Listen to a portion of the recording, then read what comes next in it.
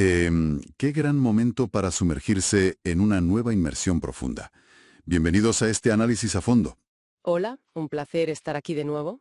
Hoy traemos un tema que, bueno, a primera vista parece tratar exclusivamente sobre números, hojas de cálculo, leyes pesadas, pero que en realidad toca el nervio más sensible de cualquier sociedad. La salud. Exacto, la salud y sobre todo cómo demonios la pagamos. Vamos a adentrarnos en la crisis financiera del sistema de salud en Colombia. Que es un sistema que se encuentra ahora mismo en una encrucijada monumental, buscando salidas de emergencia por todas partes. Sí, para evitar el colapso absoluto. Y precisamente por eso ha surgido una propuesta de política pública que, francamente, es de lo más ingeniosa que ha pasado por nuestras manos últimamente. Aunque también hay que decir que trae consigo una buena dosis de controversia financiera, las cosas como son. Compensación de cotización para la sostenibilidad del sistema de salud en Colombia.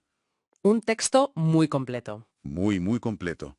Ha sido redactado por el médico Jorge Augusto Miranda Cadavid, que es investigador de la Universidad Nacional de Colombia. Y nuestra misión de hoy es fundamental para entender, la viabilidad de los sistemas de bienestar en pleno siglo XXI.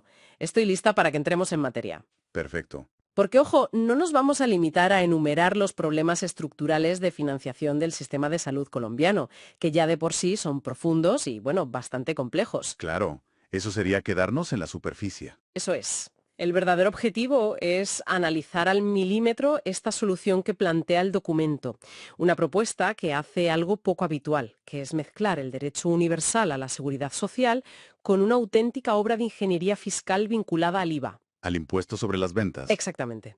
Es un documento fascinante que nos obliga a mirar los problemas médicos, las salas de espera y los quirófanos, pero desde la óptica fría y calculadora de la hacienda pública. Vale, vamos a desgranar esto porque es muchísima información, hay muchos conceptos cruzados y la idea es que cualquier persona que nos escuche pueda entender la magnitud del problema sin sentirse abrumada por la jerga técnica. Me parece el enfoque correcto.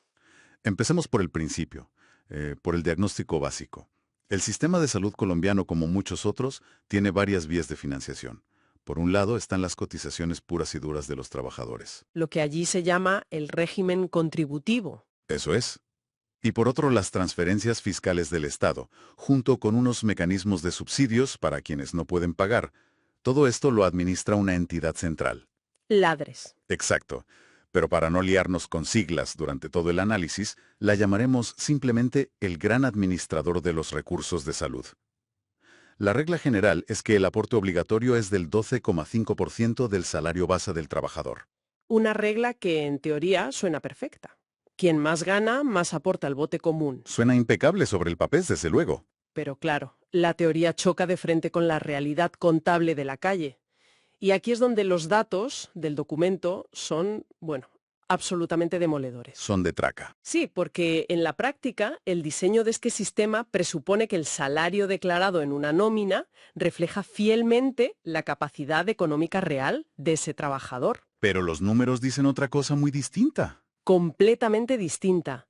Según las estimaciones que recoge el autor, entre 5,4 y 5,8 millones de cotizantes están aportando al sistema basándose exactamente en un salario mínimo mensual legal. Madre mía. Estamos hablando de que casi el 50% del total de los trabajadores formales que cotizan declara ganar el mínimo absoluto permitido por la ley. Es que esa cifra es tremenda. La mitad de la fuerza laboral formal declarando el mínimo.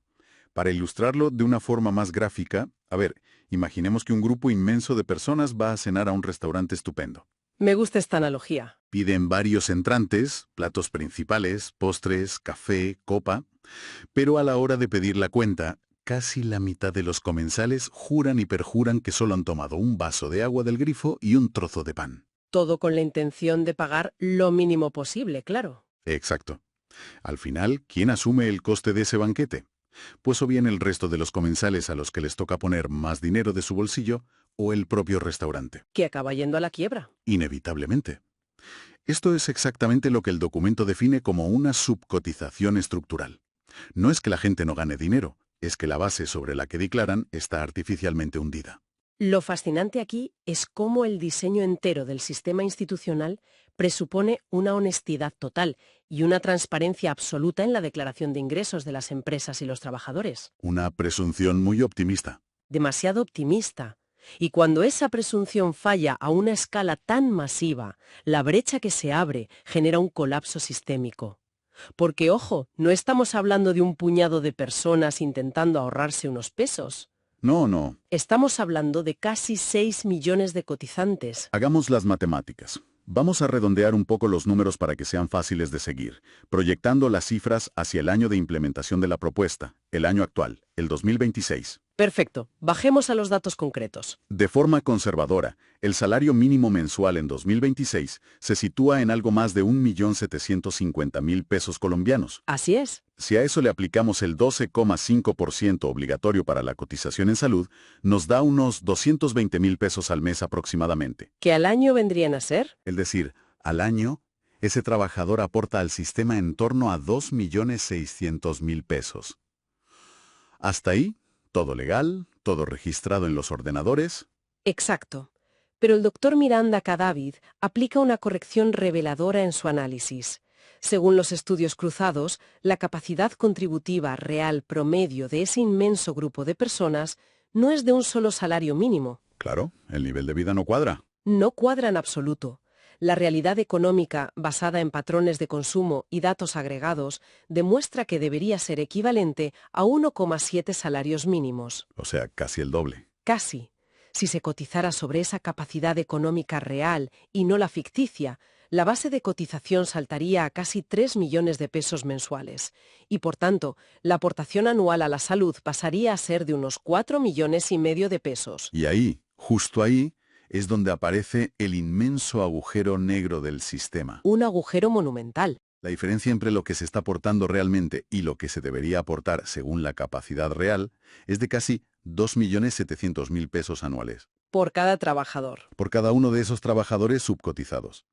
Cuando multiplicamos esa pequeña fuga individual por los casi 5,5 millones de personas que están en esta situación, el descuadre es, bueno, de dimensiones bíblicas. Marean las cifras, desde luego. Hablamos de un déficit agregado que se estima en unos 15 billones de pesos colombianos al año.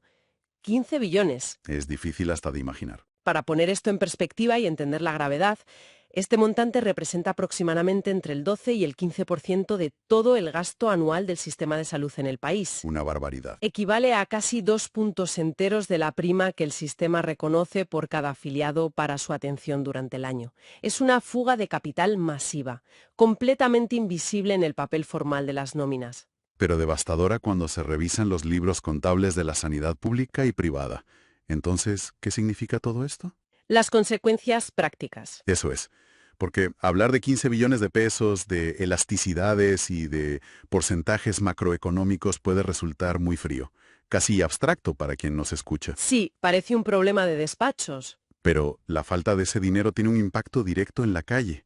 Ese agujero no se queda en un documento de Excel en el Ministerio de Hacienda. Se traduce en una crisis en cadena. Así es. El documento detalla unas consecuencias que van cayendo en cascada, golpeando todos los eslabones de la cadena de atención médica. Empieza por arriba, supongo. El primer impacto directo se lo llevan las aseguradoras del sistema, las llamadas EPS, las entidades promotoras de salud.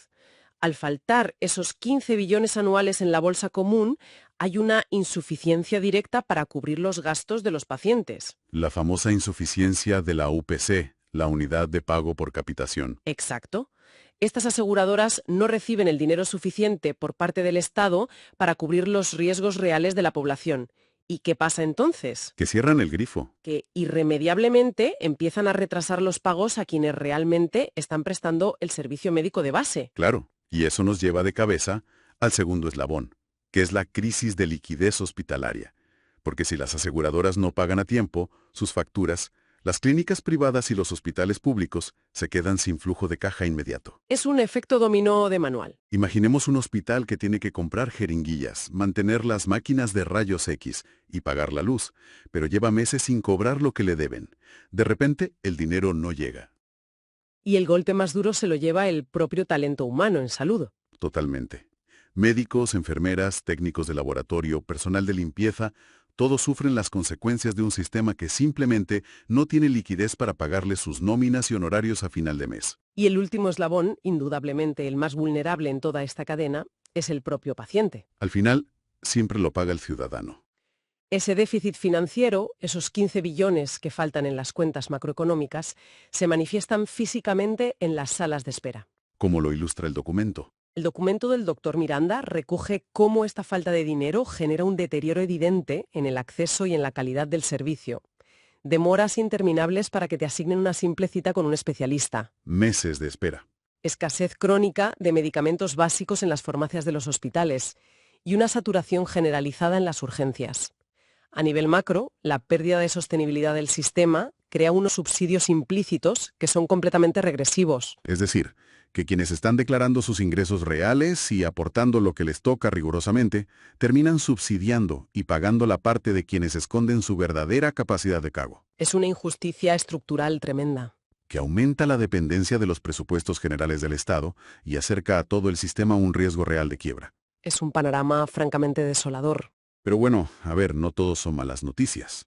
Y aquí es donde el documento saca a relucir la propuesta de política pública de la que hablábamos. Una propuesta diseñada específicamente para intentar curar esta enfermedad estructural. La famosa ley. El proyecto de Ley de Compensación de Cotización. Y da un giro de timón muy interesante. Porque lo lógico sería pensar, bueno, vamos a perseguir a cada uno de esos 5 millones de trabajadores para que confiesen cuánto ganan realmente en la economía informal o en bonos ocultos. Pero eso es logísticamente inviable. Imposible. En lugar de iniciar una caza de brujas trabajador por trabajador, el mecanismo apunta directamente hacia arriba, hacia los empleadores. Es una aproximación pragmática, desde luego. Se crea la figura del cotizante descompensado y el empleador asume la responsabilidad. ¿Cómo define el texto esta mecánica exactamente? La ley define que si un trabajador cotiza sobre un solo salario mínimo, pero se asume estructuralmente que su sector o su perfil debería estar aportando más, ese trabajador está, entre comillas, descompensado.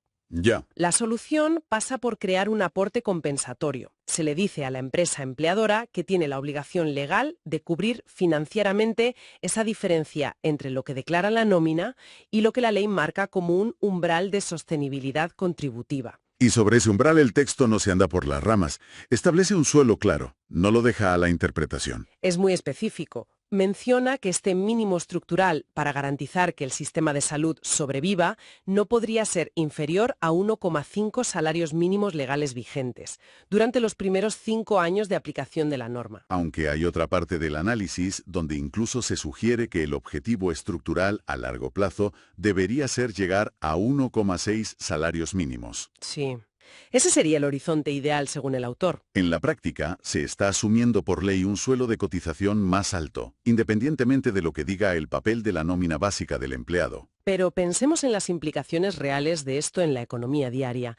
Pedirle a las empresas, sobre todo a las pequeñas y medianas, que de la noche a la mañana asuman un sobrecoste mensual equivalente a medio salario mínimo extra por cada trabajador que tengan en esa situación, es un salto al vacío. Es muchísimo dinero para una pyme. Para muchos negocios, con márgenes de beneficio muy ajustados, este impacto en los costes laborales podría significar directamente el cierre o la quiebra. Aquí es donde se pone realmente interesante. Porque el proyecto de ley es plenamente consciente de ese riesgo de quiebra empresarial. No viven en una burbuja. No, el autor sabe lo que está pidiendo. No se queda simplemente en la exigencia del pago y ya está, sino que introduce un mecanismo de incentivo fiscal que parece sacado de un máster de alta ingeniería financiera. La conexión con el IVA. Exacto. Para lograr que los empleadores asuman este nuevo sobrecoste mensual sin destruir el tejido empresarial del país, el texto propone un giro de guión absoluto involucrando al impuesto sobre las ventas. La idea es que todo ese dinero extra que la empresa tiene que poner para cubrir el déficit de salud de sus empleados se transforme en un crédito fiscal. Es una maniobra muy audaz jurídicamente. Básicamente se argumenta que ese aporte compensatorio se puede descontar directamente del IVA causado. A ver si lo entiendo bien. En términos prácticos, de andar por casa. Sí, pongamos un ejemplo sencillo. Lo que el documento propone es lo siguiente. La empresa paga más dinero a la seguridad social cada mes para sostener la sanidad pública, pero, a cambio, coge ese mismo importe y se lo resta de los impuestos comerciales que le toca pagar a la agencia tributaria. Esa es la mecánica. Paga más en salud, pero paga menos en impuestos generales al Estado. Parece magia contable. ¿Lo parece? Pero analicémoslo con lupa, porque al escuchar esto, da la sensación de que el Estado simplemente está moviendo el dinero del bolsillo izquierdo al bolsillo derecho. Es la primera crítica que se le viene a uno a la mente. tributaria igual de grande que el que acaba de tapar en la sanidad? Esa es la clave maestra del diseño y donde reside el verdadero equilibrio de esta estimación. La respuesta es no. El Estado no pierde todo ese dinero recaudatorio. ¿Cómo es posible? El análisis técnico del documento aclara que la reducción fiscal efectiva, es decir, lo que la Hacienda Pública realmente dejaría de ingresar por culpa de estos descuentos, sería solo de unos 2,5 a 3 billones de pesos. Lejos de los 15 billones. Muy lejos. No son los 15 billones completos. ¿Por qué se da este desfase tan grande? Eso es lo que me pregunto. Porque en el tejido empresarial real, muchas empresas de servicios o comercios pequeños no generan suficiente IVA a final de mes como para poder descontarse la totalidad de ese nuevo sobrecoste de salud. Ah, claro, el tope es el propio IVA que generan. Exactamente. Y por otro lado, muchas empresas simplemente absorberán parte de ese aporte como un costo operativo más, sin llegar a trasladarlo a su contabilidad fiscal por diversas razones técnicas o contables. O sea que el resultado neto es que el sistema de salud recibe una inyección masiva de liquidez que, según las proyecciones finales de la ley, serían unos 7 billones netos esperados. Dinero fresco para la ADRES. Pero el coste real para las arcas del Estado es menos de la mitad de esa cifra, esos 2,5 a 3 billones. Es una jugada brillante sobre el papel. Aún así, es evidente que una propuesta que mezcla impuestos comerciales con seguridad social no iba a pasar desapercibida sin generar ruido. Imposible en el clima político y económico actual. El propio documento mantiene una postura muy equilibrada y recoge las previsibles objeciones que esta ley podría enfrentar en las altas esferas jurídicas. Porque usar el IVA, que es puramente un impuesto al consumo, para financiar directamente la salud genera lo que los expertos llaman una distorsión tributaria, ¿no? Totalmente cierto. Las fuentes recogen esas críticas preventivas con mucho detalle. Podría argumentarse fácilmente que esto afecta al principio de neutralidad del impuesto. Sí, se rompe esa neutralidad. Además, está la cuestión del trato diferencial. Si el descuento depende de cuánto IVA genera un negocio, una empresa que exporta, por ejemplo, Que suele estar exenta de IVA en muchos casos. eso es, o que ofrece servicios exentos, no tendría el mismo salvavidas fiscal que un comercio minorista que sí factura con IVA constantemente. Se podría alegar que la ley ofrece un trato desigual entre diferentes tipos de empresas. Un argumento jurídico de peso para los detractores. Y, por último, la carga de la prueba recae fuertemente sobre el Ministerio de Hacienda, que tendría que justificar que este movimiento genera un beneficio neto para la sociedad que compensa sobradamente ese desajuste tributario. Claro, tienen que demostrar que las matemáticas sociales cuadran. Esto plantea una pregunta importante. ¿Cómo se equilibra a nivel macroeconómico una medida tan drástica? Pues según puedo ver en el texto, el argumento central del documento para defender este equilibrio es que el beneficio social a largo plazo es incalculable. Un ahorro invisible pero real. Así es. Al inyectar esos fondos ahora, se evita el colapso inminente de los hospitales. Se reduce drásticamente el coste derivado de tratar enfermedades crónicas que se han agravado porque la gente no fue atendida a tiempo debido a la falta de recursos. La prevención siempre es más barata que la curación de urgencia. Y sobre todo, se evita que el Estado tenga que sacar rescates fiscales de emergencia de los presupuestos generales el día de mañana para salvar a un sistema quebrado. Rescates que, eso sí, saldrían 100% del bolsillo del contribuyente sin ningún retorno. Visto así, tiene sentido. Pero claro, tener la idea es una cosa y aplicarla es otra muy distinta. La implementación es un reto monumental. Telita con la implementación. El texto propone un enfoque muy gradual. Nada de aplicarlo a todo el mundo el día 1. Eso sería un caos. La gradualidad es vital aquí. ¿Cómo se estructuran esas fases? La propuesta dibuja una fase 1 durante el primer año, dirigida exclusivamente a realizar proyectos piloto y a aplicar la norma a las grandes empresas. Las que tienen más músculo. Aquellas con más de 500 trabajadores, que tienen departamentos financieros y contables capaces de absorber este cambio normativo. Tiene lógica empezar por los grandes. En el segundo año, la exigencia bajaría un escalón para incluir a las empresas con más de 100 empleados, y recién en el tercer año se buscaría una aplicación general para todo el tejido empresarial, de pequeñas y medianas empresas. Pero para que esto no se quede en papel mojado, se necesita una infraestructura tecnológica brutal. Un nivel de control exhaustivo. Lo que podríamos llamar un auténtico gran hermano de los datos institucionales, porque hacer que dos bases de datos del gobierno se comuniquen entre sí ya suele ser un milagro en cualquier país. Imaginemos cruzar 4 gigantes institucionales en tiempo real. Es un desafío de interoperabilidad tremendo. Para cazar a esos cotizantes descompensados sin tener que mandar a un inspector a cada empresa, el sistema necesita cruzar los datos de la Dirección de Impuestos, la DIAN, Los datos fiscales. con la Unidad de Gestión Pensional y Parafiscales, la UGPP, además de la Planilla Integrada de Liquidación de Aportes, la PIDA, y el propio Administrador de Salud, la DRES. Hablamos de aplicar analítica de datos tributarios avanzada y sistemas de inteligencia antifraude. Hay que cruzar la nómina electrónica mensual del trabajador con la facturación electrónica de la empresa. Todo en tiempo real. La idea es detectar automáticamente esa inconsistencia matemática entre la altísima actividad económica que factura una empresa y el hecho de que tenga toda su plantilla declarando el salario mínimo. Es una obra de ingeniería de datos gigantesca.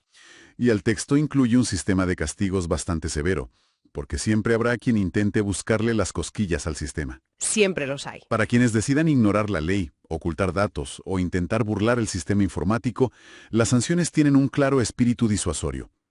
El documento especifica multas que pueden llegar hasta el 200% del valor del aporte omitido. ¡200%! ¡Es muchísimo!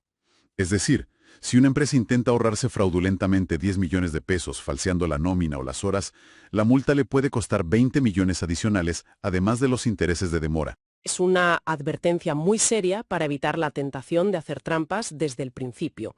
Sin embargo, hay un riesgo colateral que el propio autor señala con muchísima honestidad. ¿Cuáles? El impacto directo en el mercado laboral. En economía hay un concepto clave que es la elasticidad laboral. El texto menciona unas cifras específicas sobre esto, ¿verdad? Sí, el documento cita modelos que la sitúan entre 0,1 y 0,3. Para explicarlo en términos de andar por casa. En términos sencillos, esto significa que por cada subida brusca en los costes de contratación laboral que no venga acompañada de ayudas, un porcentaje predecible de empresarios simplemente no podrá asumirlo. Y tendrán que recortar plantilla. Exacto. Estaríamos hablando de la posible destrucción de entre el 1 y el 3% del empleo formal, personas que perderían su contrato legal y pasarían directamente a la economía sumergida. El temido mercado negro laboral. Por este motivo exacto, el famoso crédito fiscal del IVA no es un simple adorno en la ley o un regalo a las empresas. Es la clave de bóveda. Es el amortiguador indispensable. Sin ese descuento en los impuestos, el remedio de subir la cotización destruiría el empleo formal. Lo cual nos permite mapear de forma bastante clara cómo reaccionarían los diferentes sectores sociales a la publicación de esta ley. El análisis de los grupos de interés, los llamados stakeholders, que hace el texto es muy lúcido. Está muy bien segmentado. Por un lado, todo el sector sanitario aplaudiría con las orejas. Hospitales, médicos, enfermeras y sobre todo, los pacientes verían en esta inyección de fondos una tabla de salvación real para la atención diaria. Sería un alivio inmenso para ellos. Volverían a tener recursos para trabajar dignamente. Pero en la otra cara de la moneda se anticipa una resistencia muy dura y completamente previsible por parte de los gremios empresariales. Lógico. Los comerciantes y especialmente los sectores que requieren mucha mano de obra intensiva. Para una pyme, tener que adelantar ese dinero a la seguridad social y luego pelearse con la burocracia para descontarlo del IVA puede generar un miedo atroz a la desestabilización de sus cuentas. Por eso, el éxito de esto dependerá del diálogo social y sobre todo de que el mecanismo de descuento fiscal sea rápido, intuitivo y automático. Si es un laberinto burocrático, fracasará. Ahora bien, el documento es completamente consciente de que usar el IVA no es una varita mágica que vaya a resolver de un plumazo todos los males acumulados del sistema de salud. No, no es la panacea única. Hay todo un abanico de alternativas y políticas complementarias que se plantean en paralelo a esta ley principal, porque el agujero es tan grande que requiere atacar por varios frentes simultáneos. Si conectamos esto con el panorama general, vemos que la política propuesta es solo la punta de lanza de una reforma estructural mucho más amplia. ¿Qué otras medidas pone sobre la mesa el documento? El texto menciona alternativas estratégicas muy potentes. Por ejemplo, insiste en la necesidad de aplicar y endurecer los llamados impuestos saludables. ¿Gravando fuertemente ciertos productos? Bebidas azucaradas, el tabaco o el alcohol. La lógica es que quienes generan más riesgo de salud a largo plazo paguen más por anticipado para cubrir sus futuros tratamientos. Tiene todo el sentido desde una perspectiva de salud pública. También se habla de una transición urgente en el modelo médico en sí, abandonando el anticuado sistema de cobrar por cada prueba o servicio realizado. El famoso modelo de pago por servicio. Exacto.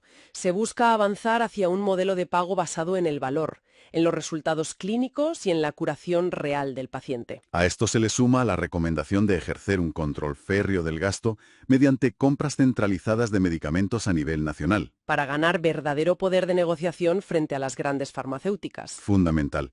Y por supuesto, una lucha frontal de la UGPP contra la evasión pura y dura de los aportes. Porque, atención a este dato, más allá de la subcotización legal de la que hemos hablado todo este rato, ¿Hay más? el documento estima que hay más de 15 billones de pesos adicionales que simplemente se evaden, de forma directa. Dinero que debería entrar y no entra por pura evasión. Todo este engranaje de medidas busca un único propósito, que no es otro que restaurar la equidad del sistema. Así es. La propuesta tiene un profundo anclaje en el artículo 48 de la Constitución colombiana. El que habla de la seguridad social. Busca hacer valer el principio de solidaridad. El objetivo es corregir la profunda inequidad que supone que los ciudadanos que sí declaran todos sus ingresos terminan cargando sobre sus hombros con el peso de los que ocultan su capacidad real. ¿Asegurando el bienestar común? Garantizando que la seguridad social opere verdaderamente como un servicio público, obligatorio, solidario y, sobre todo, económicamente sostenible a largo plazo, para que no colapse en 2 o 3 años. Menudo viaje a través de las finanzas y la salud. Este análisis a fondo nos ha llevado desde la detección de un agujero financiero invisible en las nóminas, Un agujero gigantesco. causado por esa subcotización masiva de casi la mitad de los trabajadores formales, hasta el diseño minucioso de un intento legal sin precedentes. Un intento de política pública que busca utilizar rebajas fiscales comerciales a través del IVA para forzar y amortiguar al mismo tiempo la solidaridad empresarial. Es un encaje de bolillos legal y fiscal. La narrativa central de la campaña de comunicación que acompaña a esta ley resume perfectamente la intención detrás de toda esta ingeniería. La frase es contribución justa para sostener la salud de todos. Es un esfuerzo titánico por alinear el derecho universal a la sanidad con los incentivos tributarios de las empresas. Esperemos que logren encontrar ese punto de equilibrio. Antes de despedirnos, hay algo que se desprende de todo este planteamiento técnico, de los cruces de bases de datos, de la inteligencia artificial y de las compensaciones fiscales, que merece una reflexión mucho más profunda y humana por parte de quien nos escuche. ¿A qué te refieres? Pensemos en esto. Si la única forma de garantizar un principio constitucional tan fundamental, tan intrínsecamente humano como la solidaridad comunitaria en el ámbito de la salud, es ofreciendo a cambio un jugoso descuento en los impuestos comerciales de las empresas, Es una paradoja interesante. cabe preguntarse seriamente si los grandes sistemas de bienestar del futuro se sostendrán por un verdadero sentido de comunidad y empatía de la sociedad civil, o si al final del día dependerán pura y exclusivamente de la eficiencia contable corporativa y de los beneficios fiscales que ofrezca el Estado. Es una línea muy fina y delicada entre el deber moral de cuidar de los enfermos y el frío balance de resultados de fin de mes de una empresa. Totalmente. Ha sido un placer absoluto desgranar este documento hoy. Esperamos que esta inmersión profunda haya aportado tanta claridad técnica como perspectiva social sobre el reto que supone financiar la salud. Nos vemos en el próximo análisis a fondo. Hasta la próxima.